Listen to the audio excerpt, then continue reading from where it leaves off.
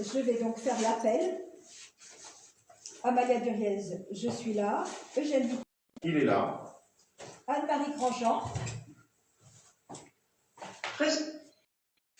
Présent. Christelle Seigneur. Présente. Didier Revenant. Pascal Chabert. Présent. Corinne Cadelec-Layen. Présent. Irène Luesma. Valérie Pardessus. Édouard Senlac. Présent. Justin de Vaillancourt. Présente. Merci. Donc, je constate que un secrétaire ou une secrétaire de séance.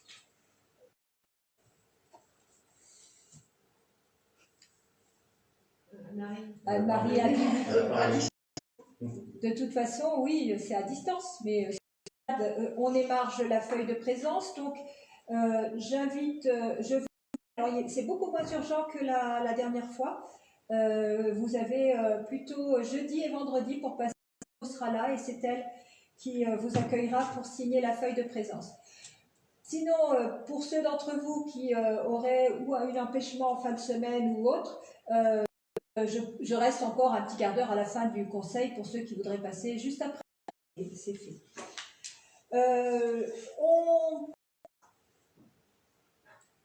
Je ne vois pas de main levée. Numéro 04-2021 en date du signature d'un contrat Business Internet Office série 2 Orange Fibre jusqu'au 31 mars 2020. L'annuel de ce contrat est de 1 202,40 €. Signature d'un contrat de mise à disposition des services est 1 248 € TTC. Il est conclu pour une par période successive d'1 an. Décision numéro 06-2021 du 24 mars, 557,84 € reconduit pour une période d'1 an, 2 fois au maximum. Enfin, numéro 07-2021, qui est du 22 mars 2020, le marché s'élève à un montant annuel de 100 € et n'excédera pas 9 600 € TTC sans que sa durée totale ne puisse excéder 2 ans. Le marché prendra effet, a pris effet à compter du 5 avril 2021. Voilà. À l'ordre du jour, les indemnités de fonction des élus municipaux, la déléguée correspondant à la défense, modification des membres des commissions municipales. Les trois points suivants seront donc dans l'ordre. Après, nous aurons le lancement de la procédure de marché de maîtrise d'œuvre pour la Saint-Martin, la sollicitation du fonds de concours de l'agglomération Grand Paris Sud, la convention d'enfouissement des réseaux sur le périmètre de l'élection d'un nouveau représentant de Saint-Germain-les-Corbeilles, l'élection d'un nouveau membre titulaire du public, l'abrogation de la délibération de distraction au régime forestier, l'élection d'un nouveau membre au CIPEJ et le lancement de la procédure de marché de fourniture de repas en liaison froide.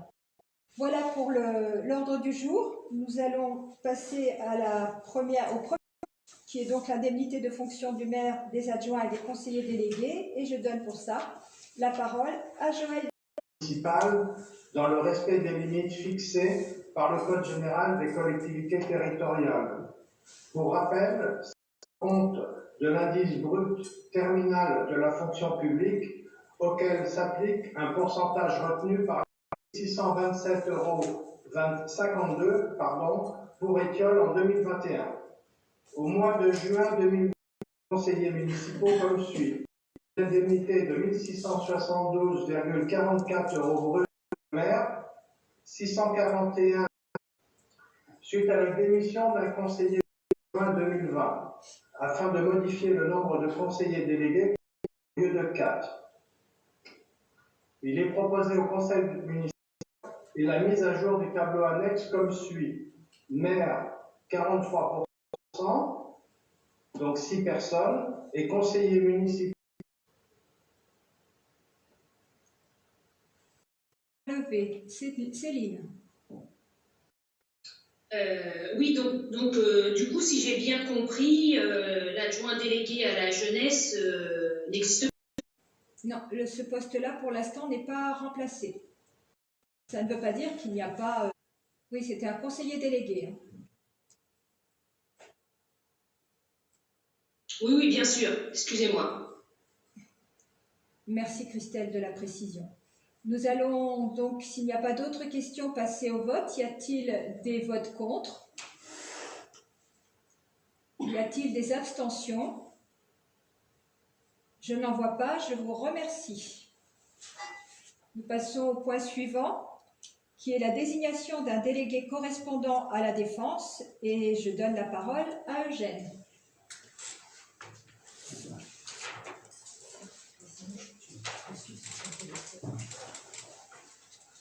Alors, désignation d'un délégué correspondant à la défense. Il convient de désigner un délégué correspondant à la défense. Les correspondants défense remplissent une mission de sensibilisation des concitoyens aux questions de défense.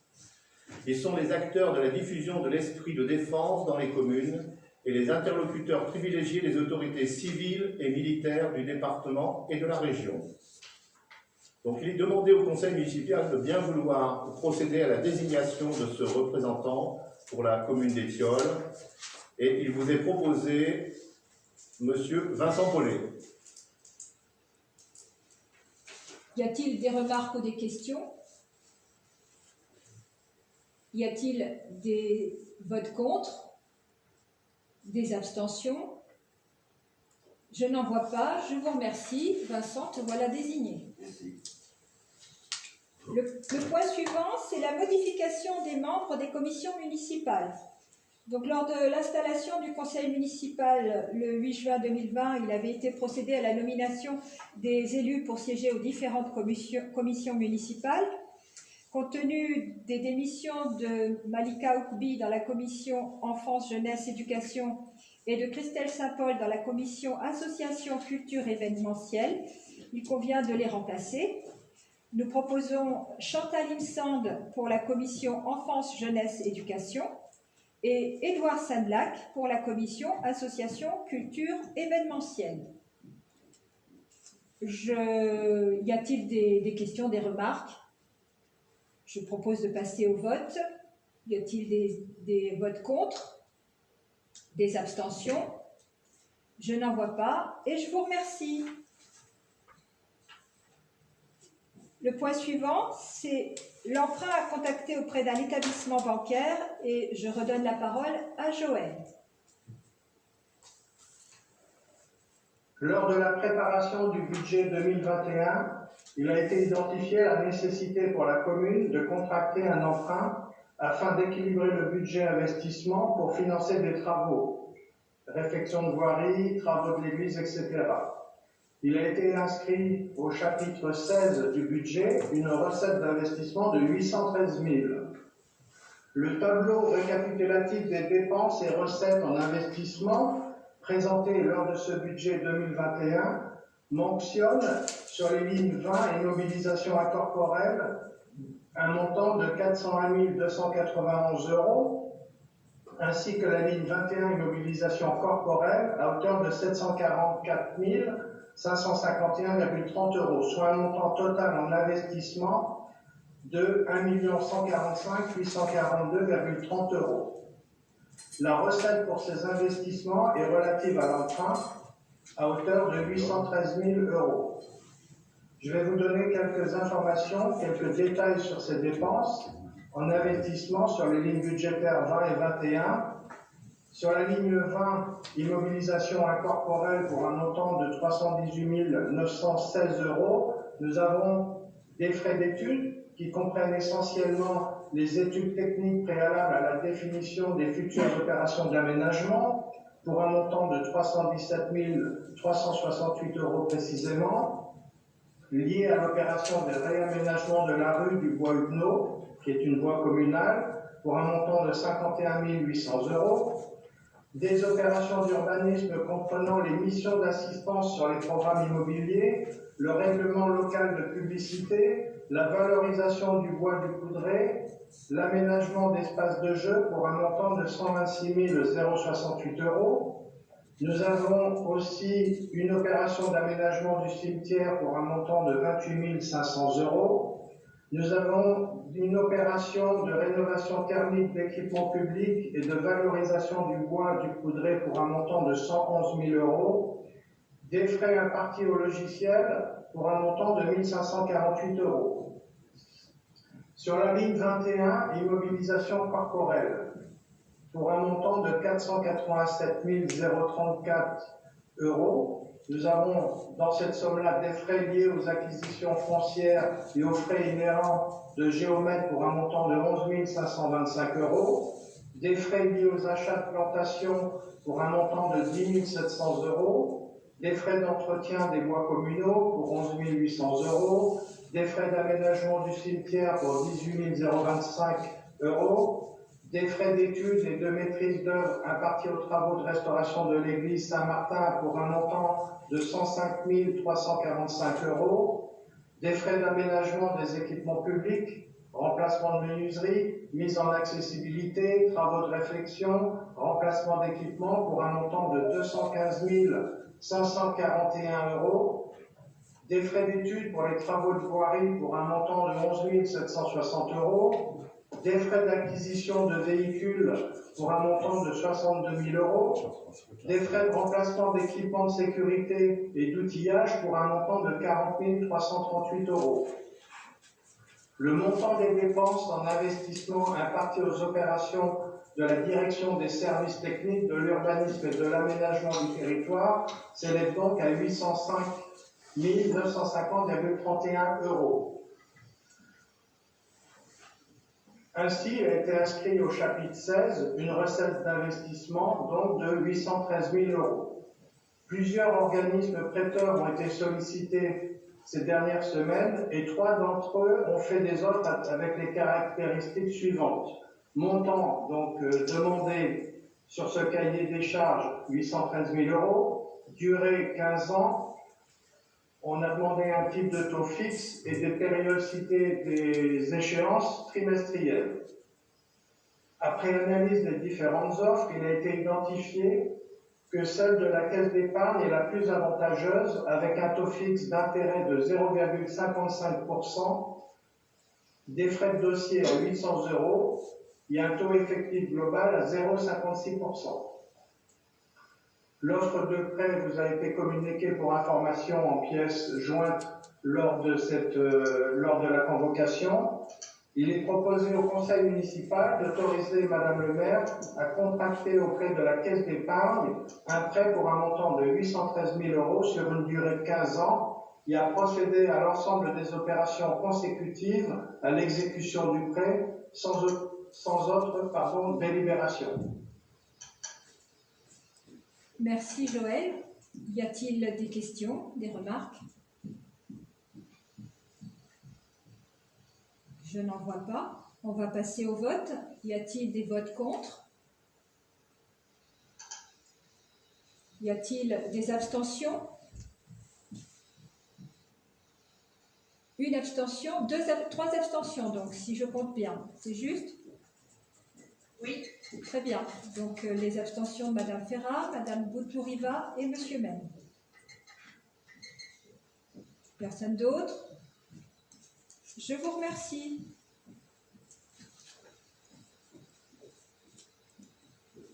Le point suivant, c'est la désignation d'un représentant au CNAS et je donne la parole à Anne-Marie Grandjean.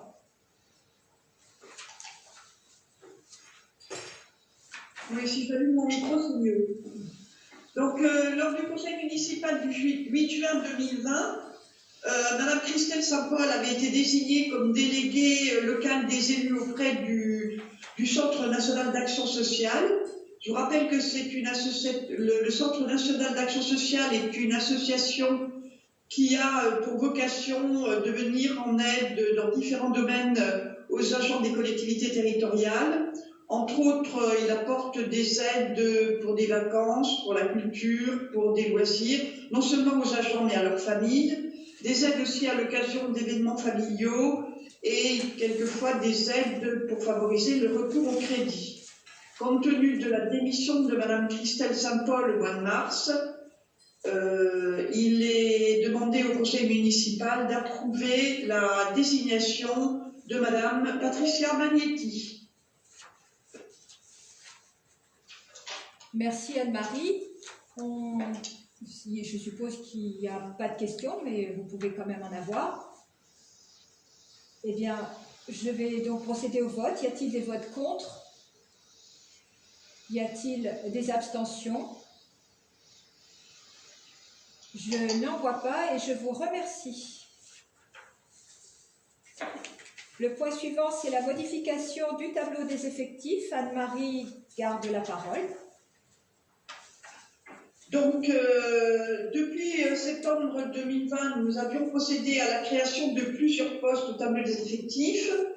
Et comme cela vous avait été précisé lors des conseils municipaux où nous avions présenté ces créations, elles s'accompagnent de suppression de postes correspondants puisque ces postes ne sont pas occupés. Et c'est toujours la même logique, à savoir que il nous faut l'avis du comité technique, bien que ce ne soit qu'un avis consultatif, et ce n'est qu'après réception de cet avis que nous pouvons effectivement supprimer les postes. À noter que pour toutes ces suppressions que je vais vous énumérer, l'avis du comité technique a été un avis favorable. Donc tout d'abord, nous avions fait un recrutement au niveau du responsable des affaires scolaires et de la restauration. Et pour anticiper, au moment du recrutement, pour anticiper ce recrutement, et ne connaissant pas encore le grade de la personne, du candidat que nous allions retenir, nous avions créé deux postes, un poste d'animateur et un poste de rédacteur. Il s'avère que suite à ce recrutement, nous avions recruté, c'est le cas de le dire, un responsable aux affaires scolaires et restauration, qui en fait avait le grade d'adjoint administratif principal deuxième classe. Cette personne devait intégrer son poste au mois de novembre et il s'avère qu'au mois de quelques jours avant d'intégrer la collectivité, elle s'est rétractée. Donc il a fallu relancer le recrutement et nous avons donc recruté un animateur principal deuxième classe, c'est la personne qui est en poste actuellement. Donc, il convient de supprimer les trois postes dont je vous ai parlé, c'est-à-dire le poste d'animateur, le poste de rédacteur et le poste d'adjoint administratif principal deuxième classe. En outre, ce poste à la restauration, de responsable restauration, était occupé jusqu'à septembre 2020 et était occupé par quelqu'un qui avait un grade d'adjoint technique principal deuxième classe. Donc, il nous faut aussi supprimer ce poste. Donc ça fait 4 postes à supprimer pour le recrutement d'adjoints aux affaires scolaires et restauration. À la police municipale, nous avons eu le départ pour une autre collectivité du chef de police municipale et la personne qui l'a remplacé était un agent de grade de brigadier chef principal. Donc il nous faut supprimer également le poste de chef de service de police municipale. À l'EJE, comme chaque année, à chaque rentrée scolaire, donc les besoins sont redéfinis. Et donc, au niveau des ATSEM, nous avons créé en octobre 2020 un poste à 17 heures. Et donc, il nous faut supprimer le poste correspondant qui, lui, était un poste à 15h30. Au niveau des adjoints d'animation, c'est la même chose. Il nous faut supprimer un nombre de postes. Alors, un poste à 35 heures, un poste à 32 heures, un poste à 31 heures, un poste à 29h15 et un poste à 15h30. Puisque ces postes correspondants, ce fut 4 créations, un de 33h30, un autre de 33 heures, un autre de 21 heures et un autre de 12 heures. Une petite précision au niveau de la PM. Nous avons appris récemment le souhait d'un agent de la PM d'obtenir une mutation pour des besoins personnels et surtout une question d'horaire qui, visiblement, pour une organisation familiale, ne lui convient pas. Sachant qu'on a beaucoup de difficultés à recruter dans la police municipale, il est donc préférable d'anticiper ce recrutement. C'est pourquoi nous avons décidé de créer deux postes. Un poste de brigadier chef principal et un poste de gardien brigadier. À savoir que ça sera la même logique que lors du recrutement du responsable des affaires scolaires et restauration, à savoir que nous supprimerons donc le poste en fonction du grade de la personne que nous recruterons. Cela veut dire que pendant un petit laps de temps, tant que notre agent n'aura pas obtenu sa mutation, nous allons tourner avec un effectif donc de 4 personnes à la police municipale. Est-ce que vous avez des questions sur toutes ces modifications? Apparemment, il n'y en a pas. Oui. On va donc procéder au vote. Y a-t-il des votes contre? Y a-t-il des abstentions? Je n'en vois pas. Je vous remercie. Le point suivant, c'est le lancement de la procédure de marché de maîtrise d'œuvre pour la restauration de l'église Saint-Martin. Et je donne la parole à Philippe Journeau. Donc, lancement de la procédure de marché de maîtrise d'œuvre pour la restauration de l'église Saint-Martin. Au cours des dernières années, des désordres structurels ont été constatés sur l'église Saint-Martin, notamment des fissurations importantes des façades.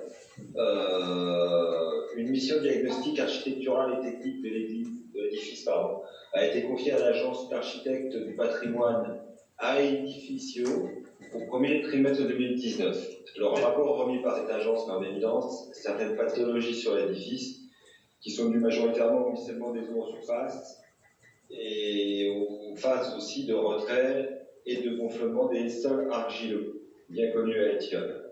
Un programme de travaux phasé et estimé sur le plan financier a été remis à l'appui de ce diagnostic. C'est un plan en 3 phases. La phase 1, assainissement et stabilisation de l'édifice, pour une estimation de 337 758 € et 2 centimes hors taxe. Une phase 2, restauration de la tour clocher, estimée à 299 773 € et 78 centimes hors taxe. Et ensuite, une phase 3, restauration intérieure de monument, qui est estimée à 236 834 € 94 centimes hors taxe. Donc, c'est une estimation globale s'élevant à 874 366 € et 74 centimes hors taxe. Toutefois, le résultat des techniques préalables, les sondages géotechniques et l'analyse structurelle complémentaire doivent être menés et devront permettre de préciser l'estimation des travaux. Une recherche de sera réalisée auprès des financeurs potentiels tels que l'ADRA, le départ et autres. Une maîtrise d'œuvre est nécessaire pour ces travaux afin de mener à bien la définition du programme, la planification et la bonne exécution de la restauration des lieux partiellement protégés au titre des monuments historiques. Le montant de cette maîtrise d'œuvre, il est estimé à 10% du montant total des travaux, soit un prévisionnel de 87 436 € hors taxe. Il est proposé au conseil municipal d'engager un marché à procédure adapté à la maîtrise d'œuvre pour la restauration de l'église Saint-Martin avec un montant maximum de 90 000 € et de charger Madame le maire de toute décision concernant la préparation, la passation, l'exécution et le règlement du marché, ainsi que toute décision concernant les avenants éventuels. Avez-vous des questions? Moi j'ai une question. Une question d'Édouard. Voilà. Comment se fait-il que les travaux soient aussi importants? Moi je ne me souvenais pas de Alors, voilà. En fait, Edouard, il y a donc en 2019 un diagnostic a été fait. C'est un travail excellent et remarquable. C'est un petit bouquin qui fait un peu plus d'une centaine de pages, à mon avis. Il faut le lire et réaliser que cette église, dont les fondements ont été bâtis au XIIe siècle, voire avant, a manqué cruellement d'un entretien structurel, c'est perdu depuis très longtemps.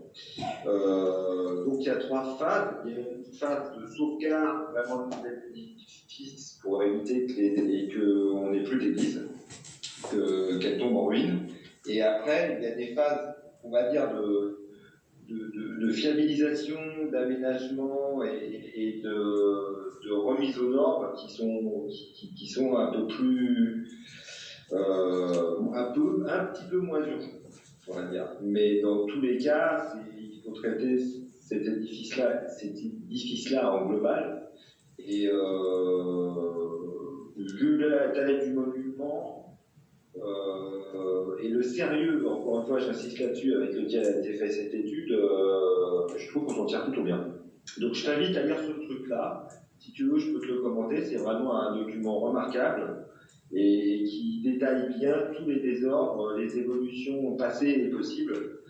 Et suite à la visite qu'on a eue avec la DRAC et avec l'architecte des bâtiments de France du monument, on nous a confronté dans le fait que cette étude était vraiment très bien réalisée. Merci. Merci Philippe. D'autres questions? S'il n'y en a pas, on va passer au vote. Y a-t-il des votes contre? Des abstentions? Je n'en vois pas. Je vous remercie. Le point suivant. La parole sera à Eugène Vitek pour la sollicitation du fonds de concours additionnel auprès de l'agglomération Grand Paris Sud, Seine et Saône-Sénart. Eugène. Comme vous avez dit, Madame le maire, on va parler de la sollicitation du fonds de concours additionnel auprès de la communauté d'agglomération Grand Paris Sud et Saône-Sénart. Alors, vu le Code général des collectivités territoriales, vu la délibération du Conseil communautaire en date du 20 novembre 2018 relative à une disposition complémentaire de solidarité renforcée, prévoyant notamment l'attribution d'un fonds de concours additionnel en investissement pour les années 2019 et 2020, vu la délibération numéro 2019-104 du Conseil municipal en date du 13 mars 2019, relative à la sollicitation du fonds de concours additionnel en investissement d'un montant de 52 498 € pour l'année 2019, et ce dans le cadre du financement de la maison des associations ayant été accordé, considérant que la ville d'Étiole est éligible à ce dispositif complémentaire pour un montant de 52 498 € pour l'année 2020, considérant que le montant du fonds de concours sollicité ne peut excéder pour chaque opération la part du financement assuré, hors subvention, par le bénéficiaire. Considérant qu'aucune demande de crédit n'a été formulée au titre de ce fonds par la ville, vu l'avis favorable de la commission urbanisme, cadre de vie et habitat en date du 6 avril 2021, le conseil municipal devra délibérer, donc sollicite le fonds de concours additionnel auprès de la communauté d'agglomération Grand Paris Sud pour un montant de 52 498 € pour l'année 2020, pour un montant estimatif global de 52 498 € répartis suivant le plan de financement présenté ci-dessous. Je veux vous le citer. Donc, travaux de remise aux normes des locaux de la boulangerie. Le coût estimatif est de 25 420 €. L'appel estimatif du fonds de concours additionnel est de 12 710 € et la participation de la ville est de 12 710 €. Le travaux de remplacement des menuiseries extérieures de l'école maternelle Hélène Sandré, 10 650 €, le coût estimatif. Appel estimatif du fonds de concours additionnel, 5 295 €. Participation de la ville, 5 355 €. Enfin, travaux de remplacement des menuiseries extérieures de la mairie. Donc le coût estimatif hors taxe est de 69 050 €. Soit un appel estimatif du fonds de concours additionnel de 34 493 € et la participation de la ville est de 34 557 €. Donc, ce qui nous fait un total coût estimatif de 105 120 €. Dit que les crédits correspondants ont été prévus sur les exercices budgétaires. On demande d'autoriser Madame le maire à signer tous les documents nécessaires. Et on dit que la présente délibération sera transmise à Monsieur le préfet de l'Essonne. Merci Eugène. Est-ce que cela amène des questions, des remarques? Je n'en vois pas. On passe au vote. Y a-t-il des votes contre? Des abstentions? Je n'en vois pas et je vous remercie. Le point suivant, Eugène va garder la parole pour la convention d'enfouissement des réseaux sur le périmètre de réaménagement des espaces publics du Cœur Village. Donc, convention d'enfouissement des réseaux électriques aériens sur le périmètre de projet de réaménagement des espaces publics du Cœur de Village. Donc, conformément à l'article L2121-15 du Code général des collectivités territoriales, il a été procédé à la nomination d'un secrétaire qui est au sein du Conseil. Vu le Code général des collectivités territoriales, vu la délibération du Conseil communautaire relative à l'approbation de l'avant-projet et à la confirmation de l'enveloppe financière prévisionnelle du projet de réaménagement des espaces publics du Cœur de Village sur Étiole, incluant les travaux d'enfouissement des réseaux électriques aériens. Considérant que la communauté d'agglomération Grand Paris Sud, Sénart, est maître d'ouvrage de l'opération de réaménagement des espaces publics du Cœur de Village, considérant que la commune perçoit la taxe sur la consommation finale d'électricité, la TCFE, et qu'en conséquence, la prise en charge financière des travaux d'enfouissement des réseaux électriques est de compétence communale. Vu l'avis favorable de la Commission Urbanisme, Cadre de Vie et Habitat en date du 6 avril 2021, le Conseil municipal devra délibérer et autoriser Madame le maire à signer la convention de délégation de maîtrise d'ouvrage entre la commune d'Étiole et la communauté d'agglomération Grand Paris Sud pour les travaux d'enfouissement des réseaux électriques aériens. Dit que le budget sera inscrit sur l'exercice 2022. Et la présente délibération sera également transmise à Monsieur le préfet de l'Essonne.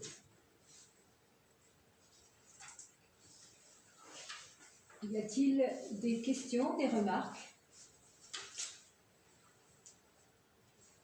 On va passer au vote. Y a-t-il des votes contre? Des abstentions? Je n'en vois pas. Je vous remercie. Le point suivant, c'est l'élection d'un représentant auprès du CIBOM de Saint-Germain-les-Corbeilles. Alors, en temps ordinaire, ce point ferait l'objet d'un vote à bulletin secret. Comme nous sommes en distanciel et conformément à l'article 16 de notre règlement, je propose de procéder à un vote à main levée pour ce point, à moins qu'un tiers des membres du Conseil réclame un vote à bulletin secret. Donc d'abord, je vous demande si vous affichez votre opposition à un vote à main levée pour ce point.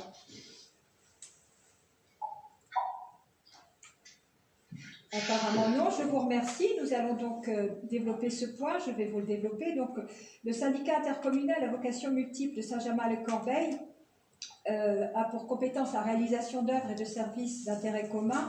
Pour Étiole, les compétences ce sont le service de médiation et l'organisation des archives. Ce syndicat regroupe les communes d'Étiole, de Morsan-sur-Seine, de Saint-Germain-les-Corbeilles, Saint-Pierre-du-Perret, Saint-Prix-sur-Seine, Soisy-sur-Seine et Tigerie. La ville est représentée par 2 titulaires et 2 suppléants. Et en date du 21 septembre 2020, les deux délégués titulaires ont été désignés et élus, c'était moi-même et Valérie Benoît. Pascal Chabert et Christelle Saint-Paul avaient été élus délégués suppléants. Suite à la démission de Christelle Saint-Paul, il est nécessaire de procéder à la réélection d'un délégué suppléant. Nous proposons au conseil municipal la candidature de Julien Bertin en tant que membre délégué suppléant au CIVOM de Saint-Germain-les-Corbeilles. Y a-t-il des questions, des remarques? Nous allons Il y a un micro ouvert.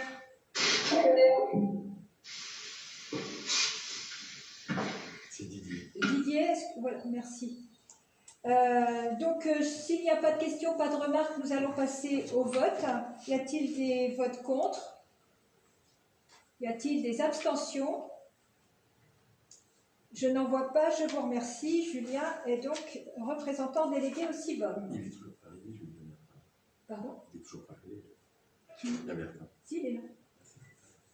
Si. Point suivant, c'est de la même façon, là aussi, si personne n'est opposé, nous ferons une élection à main levée. Donc je repose la question, pas d'opposition.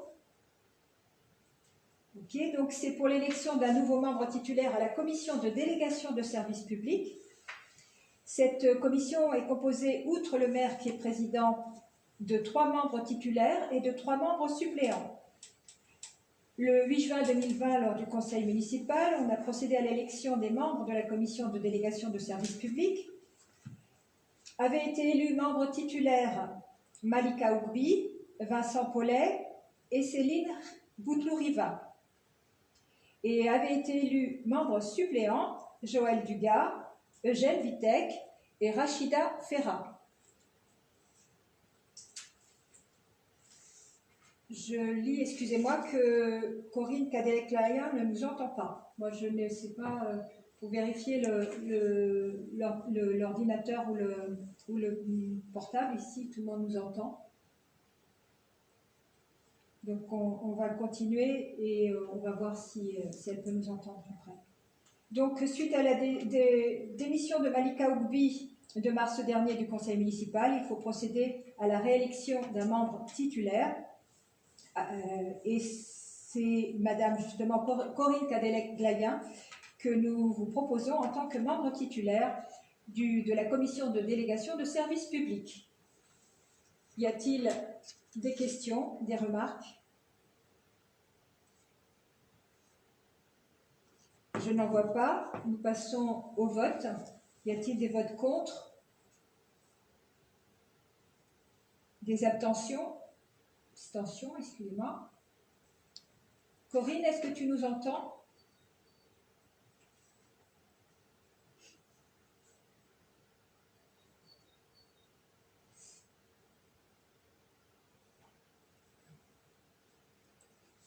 Elle n'est plus là. Bien. Donc, de toute façon, elle était d'accord et elle est élue. On lui dira quand elle reviendra. Elle n'est pas là pour ce point.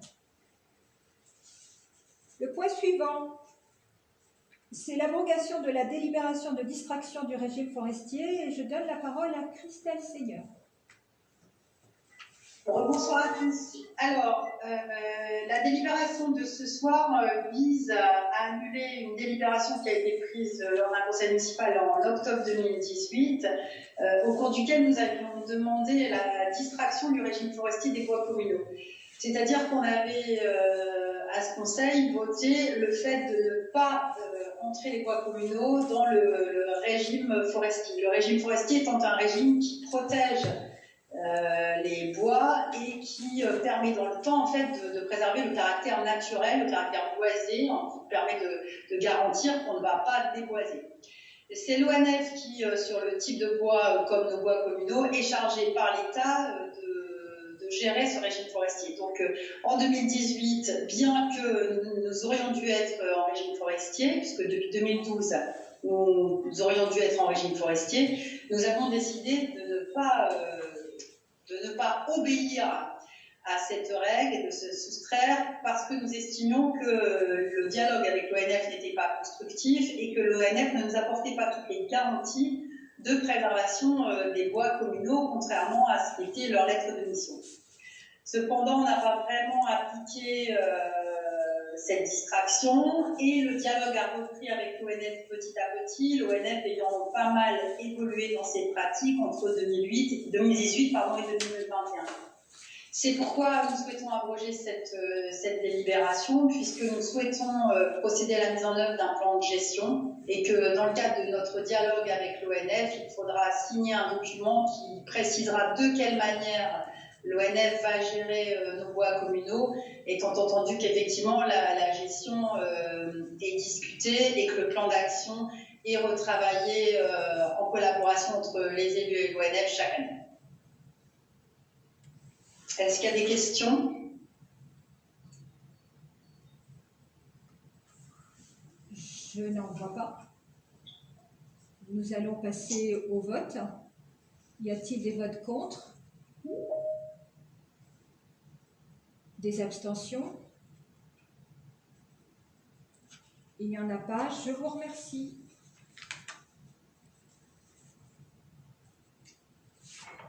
Nous disons bienvenue à Corinne qui nous rejoint à nouveau. Corinne, est-ce que tu nous entends?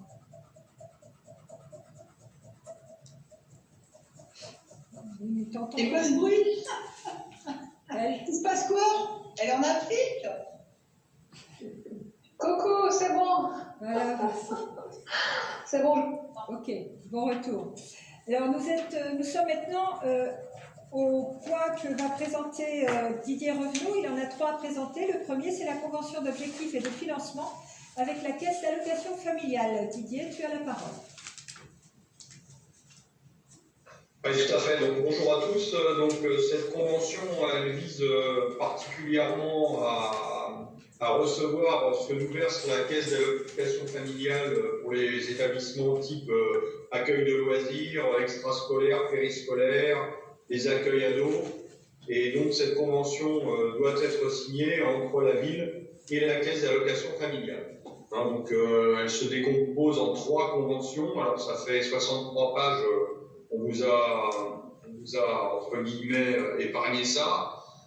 Ces conventions, elles doivent définir les modalités d'encadrement, d'intervention et de versement des différentes prestations pour la LSH d'Étiole.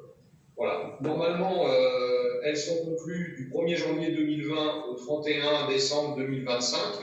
C'est la CAF qui les propose, donc le retard est lié à la CAF et pas à nous. Et il est demandé donc par cette délibération d'accorder à Madame le maire la possibilité de signer électroniquement ces conventions. Voilà, donc... Merci Didier. Est-ce qu'il y a des questions, des remarques? Apparemment, c'est très clair. Donc, on va passer au vote. Y a-t-il des votes contre? Des abstentions? Je n'en vois pas. Je vous remercie.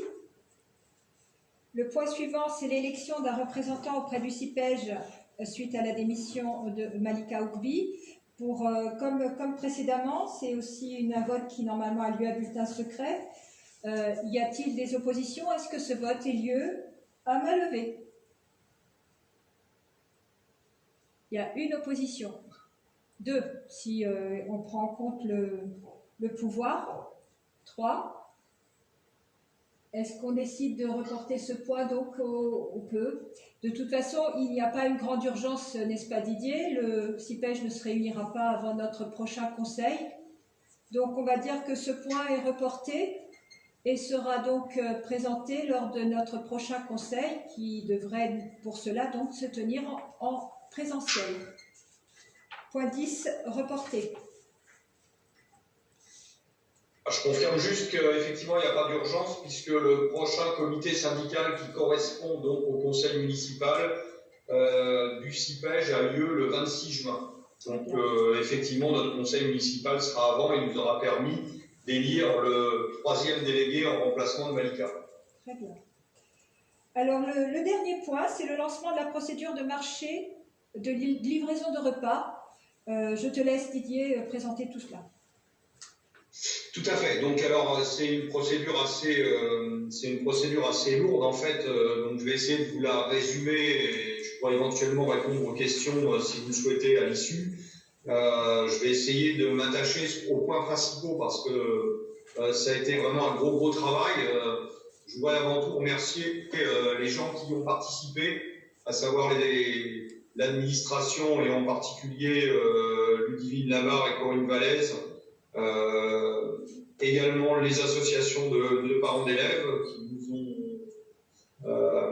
aidés à construire ce dossier.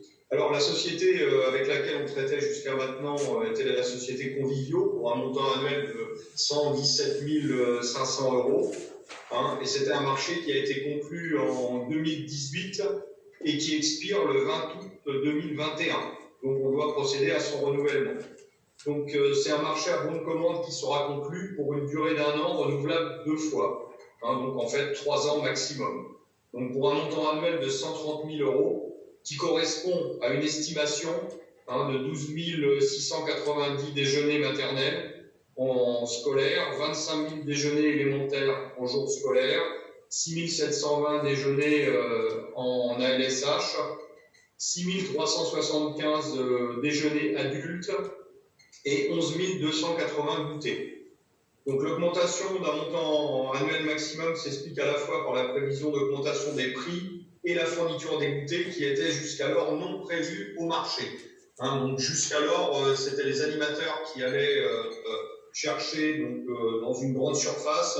Donc ça nécessitait de faire des bons de commande, un déplacement. C'était une procédure qui était assez lourde et qui ne représentait pas un réel intérêt financier. On pense même le contraire, à savoir que de contracter avec la société nous fera certainement économiser de l'argent et du temps, notamment au niveau des animateurs. Voilà.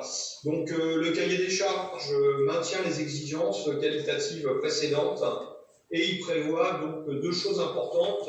Il prévoit donc le maintien du bio à 20%, mais avec une tendance vers la fin du contrat à 25%, c'est-à-dire que dans les 3 ans à venir, on devra passer de 20 à 25.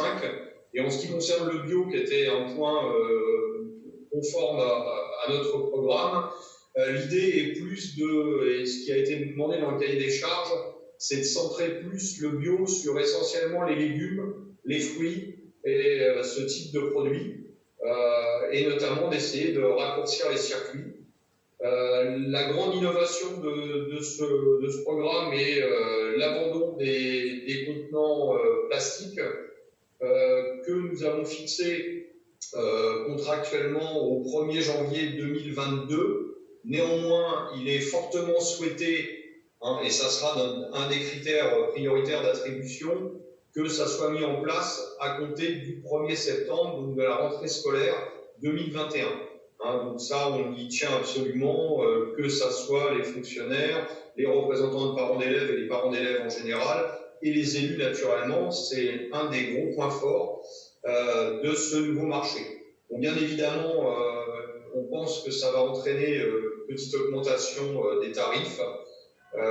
Bien évidemment, tout le monde en est parfaitement conscient. On en a discuté à la dernière, notamment en commission JE. Il semble normal que si on améliore les prestations en ce qui concerne le bio et en ce qui concerne le sans plastique, bien évidemment, ça passera par une augmentation du prix unitaire du repas, qui pour le moment est un prix relativement faible en comparaison des communes avoisinantes et des autres communes en général. Donc voilà. Donc on a néanmoins un montant maximum de 390 000 €, je le répète, pour les 3 ans, ce qui fait 130 000 € par an, ceci étant un montant estimatif. Je rajoute aussi qu'on a particulièrement dans cet appel d'offres soigné tout ce qui était partie pénalité pour ce que l'entreprise choisie éventuellement ne pourrait pas honorer. En effet, je vous en reparlerai tout à l'heure dans un point sur l'éducation, le JE par rapport à cette période troublée de confinement, mais on a quelques problèmes, vous n'êtes pas sans le savoir, avec la société Convivio, et donc là on a reprécisé dans le nouveau contrat un ensemble de pénalités prévues pour essayer de lutter contre ces aléas. Donc voilà essentiellement la grande, entre guillemets, les grandes lignes. Je le répète parce que c'est un travail très important. L'appel d'offres lui-même est très conséquent et donc il n'était pas possible de le détailler en entier, mais je vous en ai fait les très grandes lignes. Voilà. Donc si vous n'avez pas de questions, je vais redonner la parole à Amalia pour le passage au vote. Il y a une question de Céline. Oui, bonsoir Didier. Est-ce que tu peux nous expliquer pourquoi une liaison chaude pour la fourniture de repas n'a pas été retenue par la commune, s'il te plaît? Merci. Oui, tout à fait. Alors effectivement, dans la délibération, il est précisé liaison froide. C'était une demande qui a été étudiée à la fois par les fonctionnaires et par les élus, et ça nous paraissait difficile et présentait un certain nombre d'avantages, certes, mais aussi un certain nombre d'inconvénients. Notamment dans les inconvénients, il y a le délai de livraison, puisque ça impose des délais courts de livraison, et donc un manque de réactivité. Alors la liaison chaude s'adapte particulièrement, je dirais, aux communes qui possèdent des cuisines centrales, bien évidemment. Nous, on se fait livrer par un prestataire. Si on prend l'exemple du prestataire actuel, qui a un dépôt à Ozoir et qui a l'autre dans le 77 et qui a un autre dépôt dans le 72, à titre d'exemple, là, pendant toute la période de Covid, là et depuis une quinzaine de jours, j'y reviendrai tout à l'heure, mais ça illustre, ça répond à ta question, Céline, le prestataire a décidé de fermer son site en région parisienne. Donc c'est le site du 72, donc de la Sarthe, qui livre les repas. Donc on imagine qu'en liaison chaude, ça serait assez compliqué à réaliser. D'autre part, ça nous nécessite un investissement en équipement particulier au niveau de la cuisine, qui n'est pas budgété pour 2021. Néanmoins, c'est la réponse d'ailleurs qu'on a fait pas plus tard qu'aujourd'hui aux associations de parents d'élèves. On ne ferme pas du tout la porte à la liaison chaude, alors que ça soit en cours ou que ça soit sur la prestation prévue après 2023. C'est-à-dire qu'effectivement, on a tendance à vouloir s'y orienter, mais on a jugé ça trop prématuré au niveau des risques encourus, au niveau de nos équipements et de nos investissements en équipement. Voilà, j'espère avoir répondu à la question, sachant que la personne qu'on a recrutée, qu'Anne-Marie évoquait tout à l'heure, Ludivine Labarre, est quelqu'un de très pointu dans le domaine. Je te remercie. Si je peux me permettre de compléter Didier, il se trouve aussi que la liaison chaude, elle s'adapte plus facilement à une restauration scolaire sur le mode self, ce qui n'est pas notre cas. Et puis, il faut donc des colonnes de maintien au chaud qui sont un investissement très très important. Et puis, nous sommes aussi rapprochés pour être très objectifs. On ne pouvait pas décider sans avoir vraiment connu et connaître les positions, enfin ce qu'ont vécu d'autres collectivités. Nous nous sommes rapprochés d'autres collectivités, d'autres communes, et nous en connaissons qui avaient opté pour la liaison chaude, qui avaient fait les investissements nécessaires et qui reviennent maintenant à la liaison froide parce que ça se passe très mal. Le repas, finalement, il ne reste pas chaud comme il le devrait et la qualité du repas est perdante en fait. Et donc, il y a des communes qui reviennent en arrière après avoir fait tous les investissements nécessaires, malheureusement. Donc, pour l'instant, ce n'est pas prêt. Nous préférons, bien sûr, favoriser la qualité des repas et le bio et le sans plastique dans un premier temps, ça me paraissait bien plus important, avec une qualité la meilleure possible. Est-ce qu'il y a d'autres questions? Oui, Didier, je t'en prie. Juste pour compléter encore les propos, effectivement, on est déjà dans une période, et j'y reviendrai tout de suite après le vote, dans une période assez troublée. Déjà, le passage au sans plastique va être quelque chose d'assez contraignant à la fois pour les sociétés, mais aussi pour nous. Et donc, voilà, on souhaitait faire les choses bien. On les fera très certainement, on s'y était engagé sur le mandat. Mais voilà, vouloir tout faire trop vite, présenter un risque, comme vient de l'expliquer Amalia. Y a-t-il d'autres questions, d'autres remarques? S'il n'y en a pas, on va passer au vote. Y a-t-il des votes contre? Des abstentions?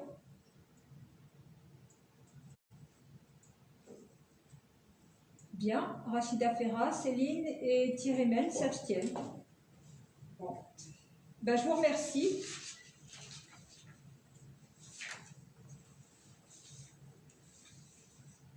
Nous avons étudié tous les points qui étaient à l'ordre du jour. Il y a différents points de questions diverses et d'informations que nous allons vous donner. Je commence, si vous voulez bien, parce que j'ai un point important qu'il me semble nécessaire de donner pour l'information de tous sur la situation de la commune d'Étiolles vis-à-vis de la loi SRU et notamment de l'article 55. La ville d'Étiolles est déclarée en carence depuis le mois de décembre 2020. La carence, c'est quoi? C'est un manque de nombre de constructions de logements sociaux par période triennale qui est imposé par l'État. La commune n'ayant pas pu remplir ses obligations pour la période 2017-2019, il s'agissait de construire ou de permettre la réalisation de 66 logements. Dans cette période-là, on n'avait pas pu arriver au bout de l'avancement des dossiers en cours pour cela. L'État n'a que compté que 7 logements pour cette période qui sont en fait un report de la période précédente. Et ça correspond au programme des carrières qui n'est toujours pas sorti de terre. Donc ces logements des carrières ont reçu l'agrément pour la période 2014-2016 et une autre période commençait en 2017 et dans cette période-là, ils n'ont eu qu'un prorata des 7 logements qui ont été reportés de la période précédente et donc on était bien loin des 66. Donc nous avons été reçus en préfecture 2 fois pour expliquer les difficultés que présente la commune et nous avons été bien entendus par les services de l'État. Malheureusement, le calcul après, il est simplement mathématique et la commune n'a pas rempli ses obligations, la commune est carencée. Alors, pourquoi est-ce qu'on n'a pas pu répondre? On a une majeure partie, vous n'êtes pas sans savoir, une majeure partie de notre territoire qui est en zone naturelle protégée, avec la forêt, hein, elle occupe les 2/3 nord de notre commune, elle est classée forêt de protection, de toute façon la question ne se pose pas sur la forêt. Nous avons de très très nombreux espaces boisés classés. Par ailleurs, nous avons un village composé d'anciennes habitations avec des petites voiries qui sont bordées par des murs en meulière qui sont à préserver, donc elles ne s'adaptent pas à une augmentation importante du trafic. Il y a aussi sur la partie tout au long de la Seine beaucoup d'espaces qui sont en espaces naturels sensibles, inondables, donc là aussi aucune construction possible. Et donc le peu de foncier disponible que nous avions jusqu'à maintenant a déjà été utilisé entre 2012 et 2017 pour la réalisation des 176 premiers logements sociaux de la commune. Nous atteignons donc le pourcentage de 12,5% de notre parc immobilier. L'obligation légale de la loi SRU nous demande d'atteindre les 25%. Nous en sommes à la moitié. Donc l'État nous demande de continuer à faire des efforts et pour votre information, pour la période actuelle qui a commencé donc en 2020 et qui se termine fin 2022, l'État nous demande de construire ou au moins d'obtenir l'agrément pour une future construction de 89 logements sociaux. Donc là, pour l'instant, on a 2 projets en cours, l'un qui a déjà été agréé et l'autre qui c'est sur le domaine des ordres et c'est aussi un programme qui va être un peu long. Quand je vous disais que la majeure partie du territoire est en zone naturelle protégée, le domaine des ordres a énormément de zones naturelles protégées. Il convient de faire modifier certains points pour qu'on puisse y construire les logements qui sont prévus.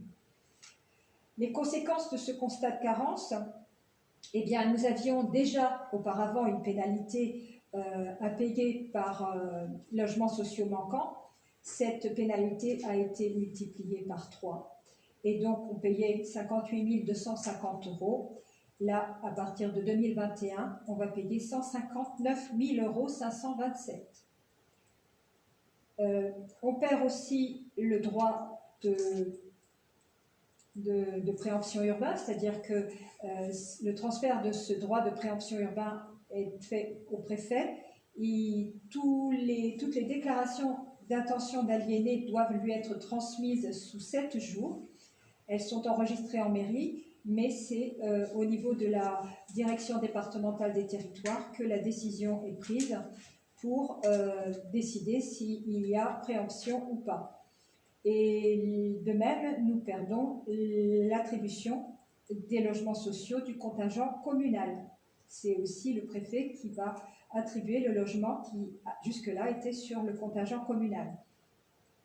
Du coup, la commission d'attribution des logements sociaux n'a plus raison de se réunir, en tout cas pour le moment.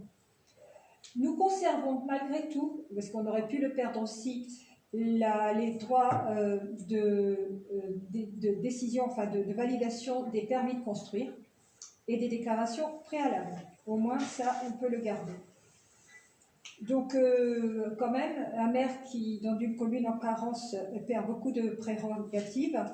Nous avons écrit au préfet pour lui demander un recours gracieux. C'est en cours d'instruction.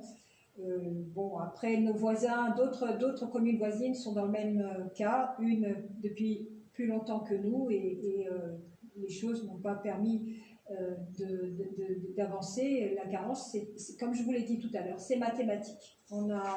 L'ordinateur a décidé que ça ne marchait pas et ça ne marche pas. C'est un peu comme ça, c'est ce qu'a essayé de m'expliquer le directeur départemental des territoires. Voilà pour cette information que je me devais de vous donner. Est-ce que vous avez des questions sur le sujet? Moi, j'ai une petite observation. Un préfet, il est là pour 3 ans. Nous, ça fait des années qu'on se bat pour avoir des logements sociaux sur Étiole. Tu sais très bien, sur le terrain des carrières et puis le terrain de l'IUFM. Et là, d'un seul coup, le droit à payer par les habitants multiplié par 3. Donc, ça va être très dur à faire passer ça. À mon avis, on a des lendemains qui ne vont pas être très faciles. Ensuite, et on perd l'attribution de logement en plus. Oui, on perd l'attribution de logement. Tu sais ce que ça veut dire? Ça veut dire que le préfet est n'importe qui. Non, d'accord. Sur ce qui est de la pénalité, on a la possibilité d'avoir une déduction de cette pénalité des frais que nous avons en lien avec les logements sociaux à venir sur l'année N-2. Donc, on va veiller à chaque fois qu'il y a des frais de les comptabiliser pour qu'ils soient déductibles de l'année donc N+2 par rapport à ces frais. Mais oui, c'est quelque chose d'assez lourd. Voilà. D'autres questions pour ce point-là? Je voudrais mentionner que sur la commune d'Étiole, il y a très peu de terrain, et les seuls terrains sont des terrains arrière aux maisons. C'est pas pratique du tout. On a quand même de l'argile en permanence. Il y a des difficultés, et ça, ils ne l'ont pas entendu lorsqu'on est allé à la préfecture. Donc il faudra encore qu'on le ressouligne, et puis ils vont s'en rendre compte eux-mêmes. Il y a des enquêtes qui sont faites actuellement par les sénateurs sur la loi, cette loi-là, et comment elle est perçue par les communes. Bon, on pense qu'elle pourrait être dans les années futures revue, mais pour l'instant, de toute façon, des logements sociaux, il en faut. Donc nous n'avons rien à dire, et il faut essayer d'être au plus proche des obligations qu'on nous demande si on veut rester si on ne veut pas être plus imposé que ça, plus pénalisé que ça. Oui, mais le problème, c'est qu'on a tout fait pour avoir des logements sociaux. On ne s'est pas opposé aux logements sociaux. C'est exactement ce qui a été présenté. Voilà, c'est ce qu'on a présenté lors de notre rencontre avec le sous-préfet, avec le directeur départemental des territoires. Et ils ont très bien entendu. Ils ont admis nos difficultés. Hein. Ils le reconnaissent bien, sauf que l'application, après, elle est mathématique. C'est les termes mêmes du sous-préfet quand il m'a prévenu que nous étions carencés. C'est nos voisins les plus proches qui sont carencés. Un voisin très proche et un autre pas très loin. Il y a beaucoup de communes qui sont dans cette situation. Oui, il y en a beaucoup. Oui. Donc oui, effectivement, je pense que là, il y a quand même quelques maires qui réagissent. Mais pour le moment, la loi est la loi. Ouais. Mais il y a une question cohérence aussi, si je me permets d'intervenir, c'est-à-dire que d'un côté, les services de l'État ils diminuent la fréquence des RER et ils nous demandent d'augmenter la population. C'est pas le même service. On a des problèmes d'évacuation des coûts, de stationnement sur notre rive à nous de la Seine, en dehors du fait qu'on n'ait pas de foncier et que le terrain soit en pente et argileux, en plus, comme l'a dit très justement Eugène, mais on a boomé des RER, on n'a pas de lycée régional. Les égouts sont insuffisants, les alimentations électriques sont insuffisantes. Tout est insuffisant, il n'y a pas de cohérence des services de l'État. Il y a des prérequis pour construire des logements sociaux et on ne les a pas. T'as raison. Clairement, on ne les a pas. On n'a pas de lycée avec toi. Oui, je suis tout à fait d'accord, Philippe Journeau. On n'a pas les infrastructures nécessaires pour avoir les logements sociaux qui nous demandent. C'est pas possible. Et c'est ce qui nous pose d'ailleurs des problématiques, même sur les programmes en cours, parce qu'en fait, la difficulté, ce serait peut-être même pas de construire, c'est comment on rentre et on sort de ces programmes et comment on circule dans le village à partir du moment où il y a potentiellement plus d'habitations. En fait, les problématiques et les freins aujourd'hui, même quand on souhaite construire, se trouvent sur je dirais, c'est presque extérieur au programme.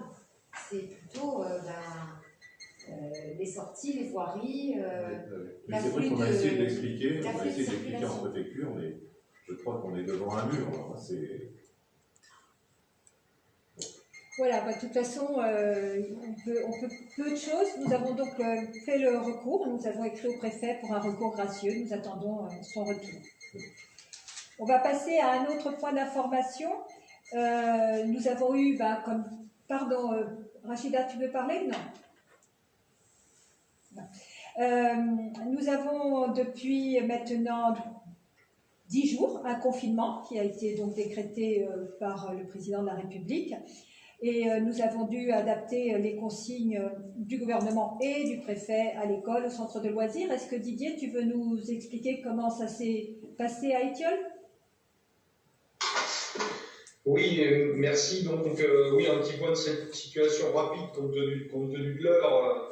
Il a fallu qu'on s'adapte comme d'habitude, dans un temps relativement court. Un travail intéressant avec les responsables d'établissements scolaires et avec le personnel de l'EJE qui a été très réactif.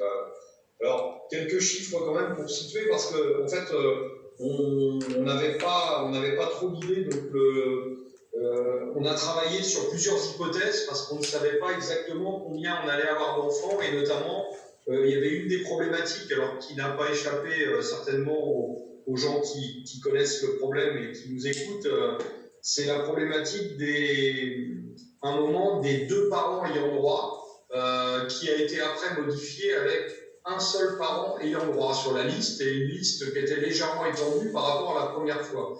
Ce qui faisait pour nous un certain nombre d'incertitudes, notamment quand on est passé de 2 parents ayant droit, ça voulait dire quasiment aucun enfant concerné, à un seul parent, où là on avait un risque d'augmentation assez substantiel.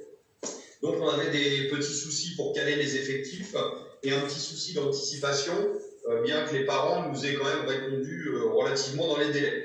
Alors pour donner des chiffres, sur la période de la semaine dernière, qui était une période scolaire et périscolaire, donc en scolaire, il y a eu 11 enfants scolarisés, 8 en maternelle, 3 en élémentaire.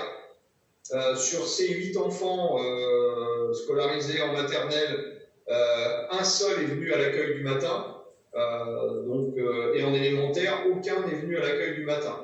En ce qui concerne la restauration scolaire, tous ont fait la restauration scolaire, et j'en ai parlé tout à l'heure. La restauration scolaire s'est faite sous forme de panier repas.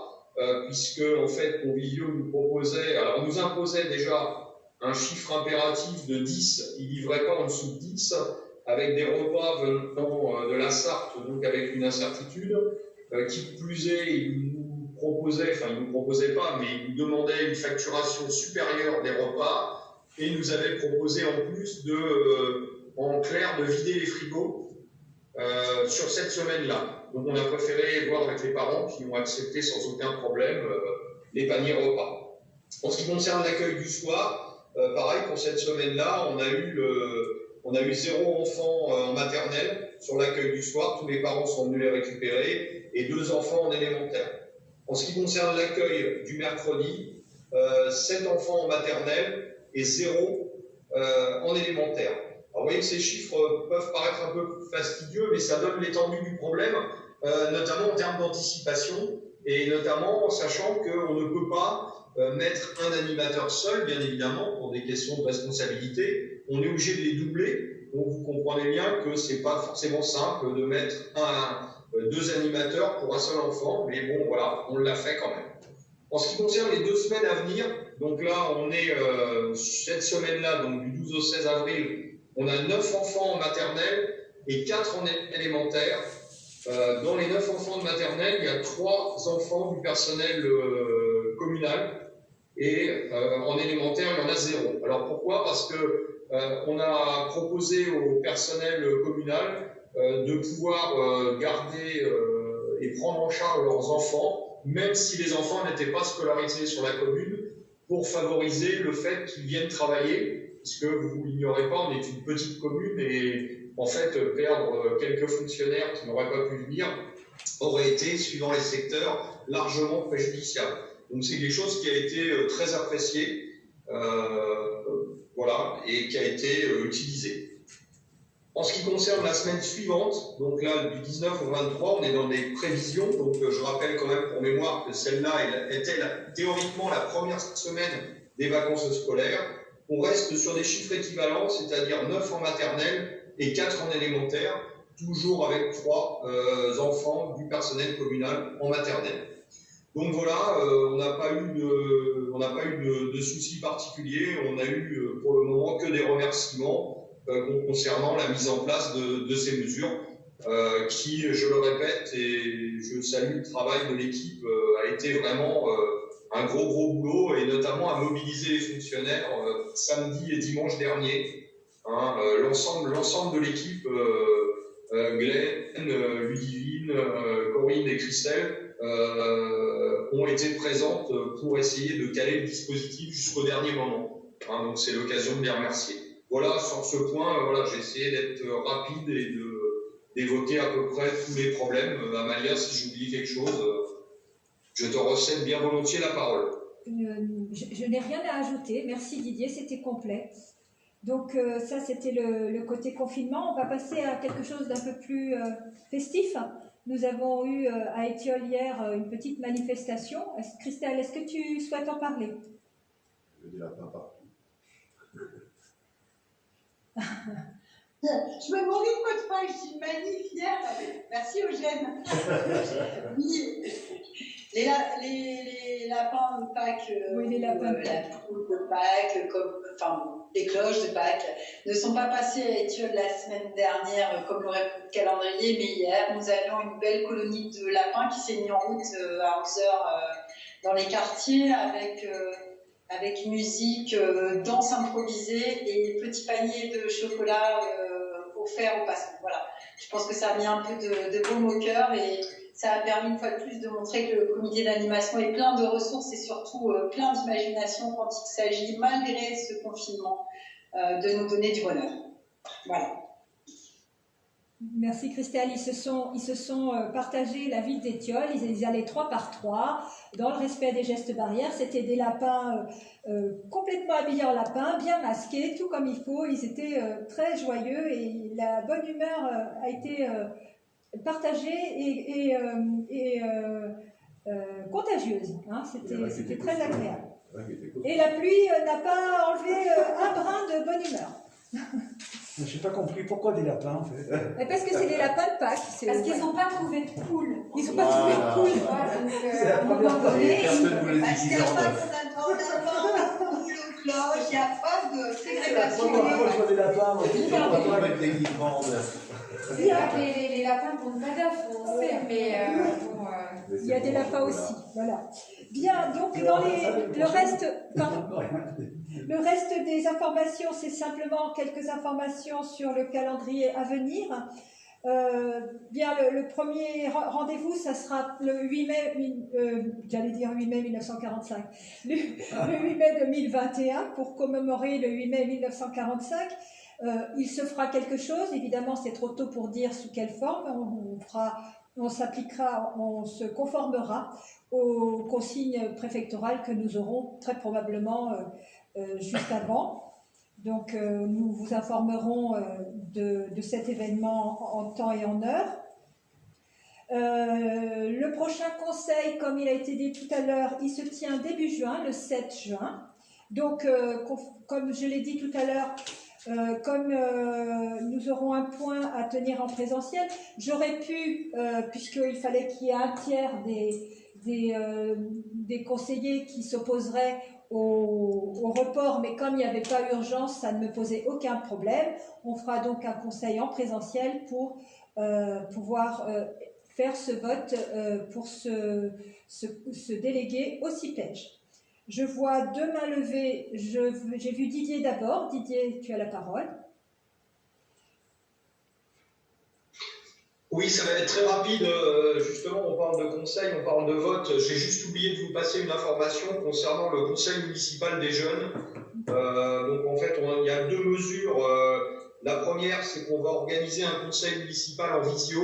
Donc, on est en train de s'atteler avec Glenn à organiser ça parce que, bien évidemment, depuis un an, ils ne sont pas gâtés, les pauvres. On a réussi à en faire qu'un seul. Et la deuxième, c'est la proposition, en fait, d'extension de leur mandat qui devait prendre fin, mais du fait qu'ils n'ont pas exercé pendant un an, on pense qu'on va les proroger d'un an parce qu'ils sont très motivés. Ils avaient plein d'idées, notamment, et de choses à organiser qu'ils nous avaient exposées. Donc voilà, je pense qu'il faut qu'on fasse cette ouverture vers la jeunesse, ça paraît indispensable. Et puis je pense que le conseil en visio sera intéressant pour eux, ça sera une nouveauté, mais je pense que c'est très bien, c'est une très bonne initiative qui vient du président, et je pense que le président parlait au nom de l'ensemble des jeunes. Voilà. Merci Didier. Rachida. Oui, c'est à propos du projet Cœur du Village. Je ne fais que rapporter ce que certains riverains m'ont dit. Donc les riverains se sont emparés du sujet. Ils ont des propositions, donc ils se sont constitués en association et ont mis en place des ateliers thématiques et constructifs. Ils souhaitent être écoutés par Madame la mairesse, par Amalia.